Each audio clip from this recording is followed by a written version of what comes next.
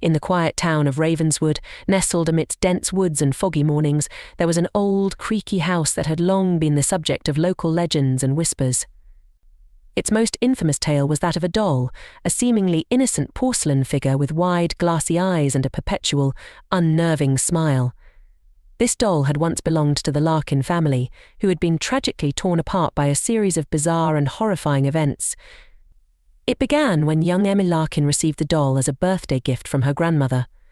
The doll, with its intricately detailed dress and unnervingly lifelike features, quickly became Emily's constant companion, but her parents soon noticed a chilling change in their daughter's behavior. Emily began to speak in a voice that wasn't her own, her eyes glazing over as if possessed by some malevolent force. Her parents dismissed these episodes as the imaginings of a child's active mind, but as the weeks passed, their concern grew. Strange occurrences began to plague the house. Doors slammed shut on their own, whispers echoed through the halls at night, and objects moved seemingly of their own accord. The final straw came one stormy evening when Emily's mother discovered the doll in the attic, seated in an old rocking chair, its eyes following her every move with a terrifying intensity. Desperate for answers, the Larkins consulted a local historian who revealed that the doll was rumoured to have been crafted by a reclusive artisan with a dark past. The artisan was said to have dabbled in the occult, infusing the doll with malevolent spirits that sought to escape their prison through manipulation and deceit. As the Larkins delved deeper, they uncovered accounts of previous owners who had met grim fates, all tracing back to the cursed doll. The Larkins decided to destroy the doll, believing it would break the curse. They burned it in the fireplace, but the doll's laughter echoed eerily through the house as the flames consumed it. Despite their efforts, the disturbances did not cease. The house remained haunted by an invisible presence, a lingering reminder of the doll's curse. The Larkin family left Ravenswood, but the house stood empty, a dark monument to the terror that had unfolded within its walls. The doll's remains were never found, leaving the townsfolk to wonder if it still lurked in the shadows, waiting for its next unsuspecting victim. In the shadowed depths of an abandoned mansion on the outskirts of the small town of Briarville, an air of malevolence lingered, refusing to dissipate even after decades of neglect.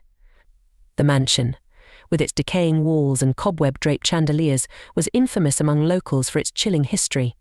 Its most unsettling feature was an old, ornate mirror that had stood in the grand parlour, covered in dust and darkness.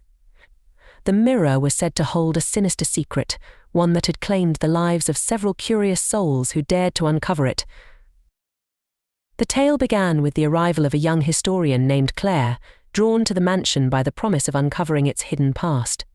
She had heard the stories of the mirror's dark influence, but her scientific mind was skeptical of such superstitions. As Claire began her investigation, she found herself inexplicably drawn to the mirror, its surface reflecting not just her image, but an unsettlingly distorted version of reality. Strange phenomena began to plague her: fleeting glimpses of shadowy figures, whispers that seemed to come from nowhere, and a creeping sense of dread that grew stronger with each passing day. Determined to get to the bottom of the mystery, Claire researched the mansion's history and discovered a chilling account of its previous owner, a reclusive occultist who had been rumoured to perform dark rituals in the mansion's depths. According to legend, the mirror was a conduit for the occultist's malevolent powers, a gateway to an otherworldly realm where unspeakable horrors awaited. The mirror was said to trap the souls of those who gazed into it for too long, slowly driving them to madness before claiming their lives. Despite the warnings, Claire's fascination with the mirror only grew. One fateful night, driven by an overwhelming compulsion, she stood before it, her reflection shifting and contorting into nightmarish forms. The mirror seemed to pulse with a life of its own, and as Claire's reflection twisted into grotesque shapes, she felt an icy hand grasp her shoulder. Panic set in as she realized the mirror was not just reflecting, but pulling her into its dark void. The mansion was found abandoned once more, Claire's belongings left behind in disarray. The mirror remained in the grand parlour, its surface now eerily clean, as if it had been polished by unseen hands. The locals who ventured near the mansion reported hearing faint, anguished cries emanating from within, and some claimed to catch glimpses of a new, spectral figure in the mirror's depths, a figure that bore an unsettling resemblance to Claire.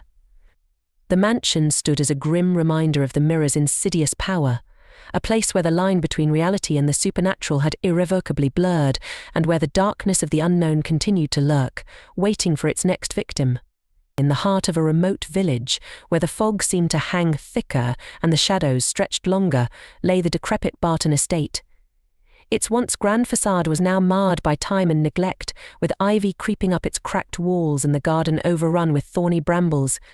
The estate was notorious for its unnerving history, but nothing compared to the legend of the locked cellar, a place no villager dared to enter. The story began with the arrival of a young journalist, Emily, who was determined to uncover the truth behind the estate's ominous reputation. Driven by a mix of professional curiosity and personal skepticism about the supernatural, Emily rented a small room in the village and began her investigation. The villagers, though wary, were eager to share their stories of the estate. They spoke of the Barton family's tragic end, a series of inexplicable deaths that had occurred within the mansion over a century ago, culminating in the mysterious disappearance of the last surviving member, Evelyn Barton. According to local law, Evelyn had been a reclusive woman obsessed with the occult. She was rumoured to have conducted dark rituals in the cellar, seeking to communicate with forces beyond human comprehension. One night, she had locked herself in the cellar, and the next morning, the mansion was found abandoned with no trace of Evelyn. The cellar door remained locked and was never opened, despite various attempts by the authorities.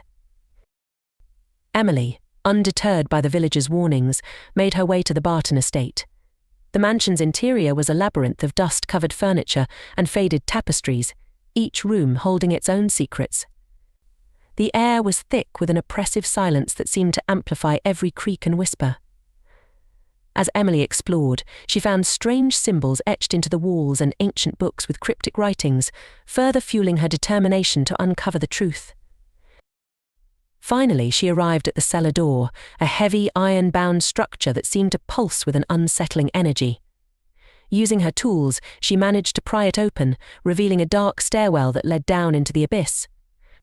The moment she descended, a cold, dank smell filled the air, and the temperature dropped sharply. The darkness was almost palpable, but Emily pressed on, guided only by the weak beam of her flashlight.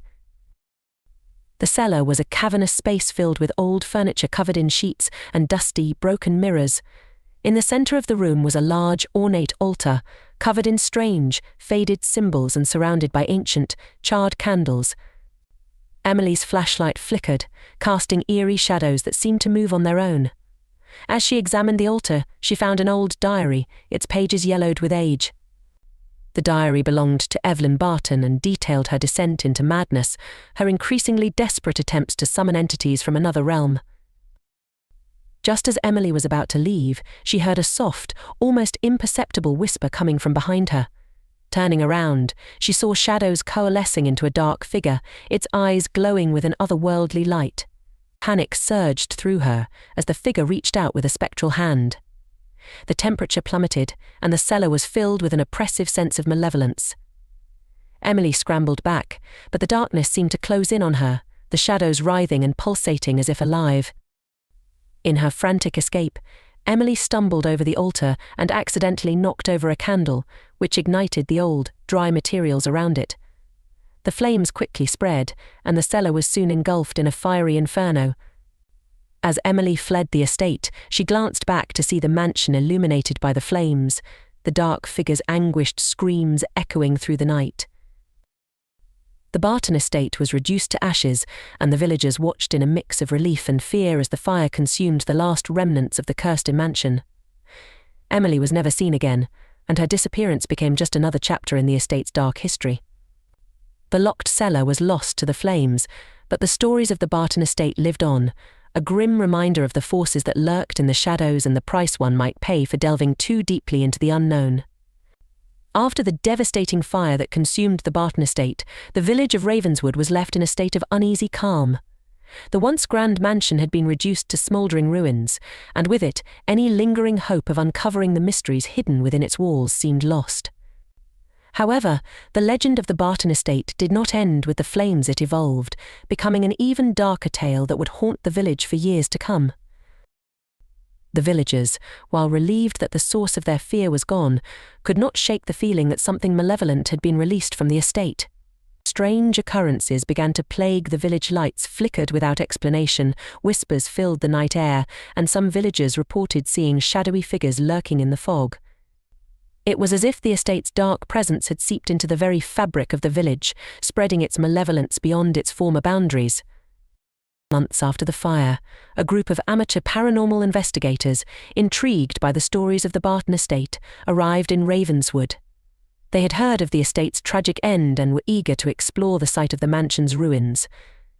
Despite the warnings from the villagers, who were still haunted by the aftermath of the fire, the investigators set up their equipment near the smouldering remains, determined to capture evidence of the supernatural. Their first night at the site was uneventful, but as they continued their investigation, they began to experience inexplicable phenomena. Equipment malfunctioned repeatedly, and several of the team members reported hearing ghostly voices and seeing fleeting apparitions in their recordings. As they dug deeper, they uncovered old records and documents from the local archives, revealing that the Barton family's obsession with the occult had deeper roots than previously thought. Evelyn Barton's rituals had been part of a long-standing family tradition that had attracted dark forces over generations. One evening, while combing through the remains of the estate, the investigators stumbled upon a hidden cellar beneath the rubble. It appeared that the cellar had not been completely destroyed by the fire. With a mix of excitement and trepidation, they carefully cleared the debris and managed to open the cellar door, revealing a space untouched by the flames. Inside the cellar, they found remnants of the altar, now partially charred but still bearing the strange symbols. To their horror, they discovered a collection of new items, freshly drawn occult symbols, recent entries in Evelyn Barton's diary, and a new, eerie artifact that was not present before: a small, intricately carved box with a strange, pulsating energy. The box seemed to hum with an unnatural rhythm, and the investigators could feel its malevolent presence as they approached. As the team examined the box, one of the investigators, Mark, inadvertently opened it. The moment the lid was lifted, a powerful gust of wind surged through the cellar, extinguishing their lights and plunging them into darkness. The temperature dropped sharply, and the oppressive, malevolent force that had once been confined to the estate now seemed to engulf them. Panic set in as shadowy figures materialized around them, their whispers growing louder and more frantic. Desperate to escape, the investigators fled from the cellar, but the shadows seemed to follow them, closing in with each step. One by one they disappeared into the night, their cries for help echoing through the village. By morning, only a few of the team members were found wandering aimlessly near the village outskirts, their minds fractured and their memories blank. The remaining investigators left Ravenswood, leaving behind the remnants of the Barton estate and the newly discovered artifacts. The village was once again left in silence, but the feeling of dread and unease remained. The Barton estate's ashes continued to smoulder, and the secrets it held seemed to grow darker with each passing year. In the years that followed, the site of the Barton estate became a place of local legend and fear.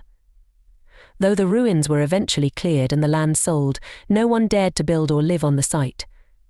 It was said that on certain nights, the faint sound of chanting could be heard, and some claimed to see shadowy figures moving among the ruins.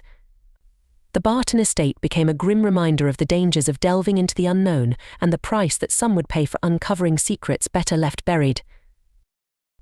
Emily's fate remained a mystery, and her name became synonymous with the estate's dark legend. Her disappearance, along with the ongoing strange occurrences, only solidified the belief that the Barton estate had left a permanent mark on the village of Ravenswood, a haunting reminder of the forces that lay hidden in the shadows, waiting to ensnare those who dared to seek them out.